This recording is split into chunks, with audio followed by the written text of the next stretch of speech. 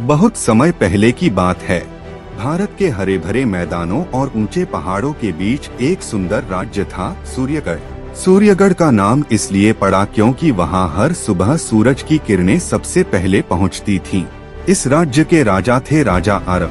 राजा आरव बहादुर भी थे, दयालु भी और बहुत बुद्धिमान भी।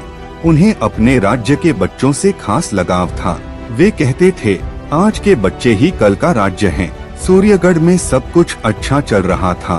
खेत लहलहाते थे, नदियां साफ थीं और लोग खुश थे। लेकिन एक दिन राज्य में अजीब घटना होने लगी। हर रात जैसे ही सूरज डूबता, राज्य का एक हिस्सा अंधेरे में डूब जाता। दिए बुझ जाते, मशालें काम नहीं करती और लोग डरने लगे। राजा आरव ने सभा बुलाई। मंत्री बोले, महाराज, शायद यह किसी जादू का असर है। सेनापति ने कहा, आज्ञा दें तो हम सेना भेजें। राजा आरव सोच में पड़ गए। तभी सभा में एक छोटा सा लड़का आया, चिंटू। वह राजमहल में काम करने वाले माली का बेटा था। चिंटू बोला, महाराज, मैंने जंगल की तरफ एक काला पहाड़ देखा है। वहाँ से अजीब रोशनी निकलती है। राजा आरव को बच्चों की बातों पर भरोसा था।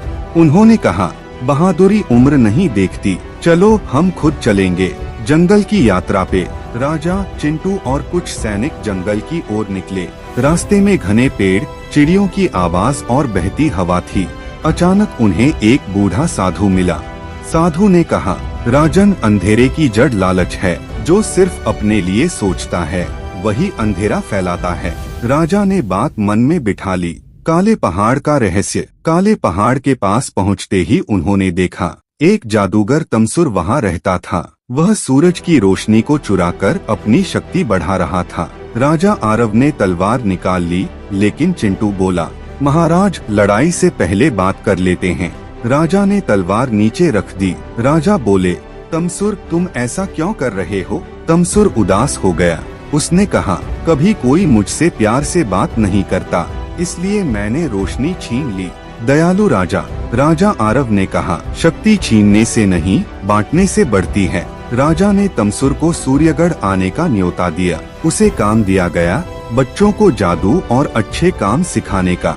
तमसुर की आंखों में आंसू आ गए। उसने रोशनी लौटा दी। खुशहाल अंत। उस दिन के बाद सूर्यगढ़ और भी उज्जवल हो गया। बच्चे हंसते खेलते, सीखते और सपने देखते। राजा आरव ने घोषणा की, हर किसी को सुना जाएगा, चाहे वह बच्चा हो या बड़ा। और चिंटू, वह बड़ा होकर राज्य का सबसे बुद्धिमान मंत्री बना। सीख, मोरल, दयालुता और समझदारी से हर समस्या का हल निकलता है।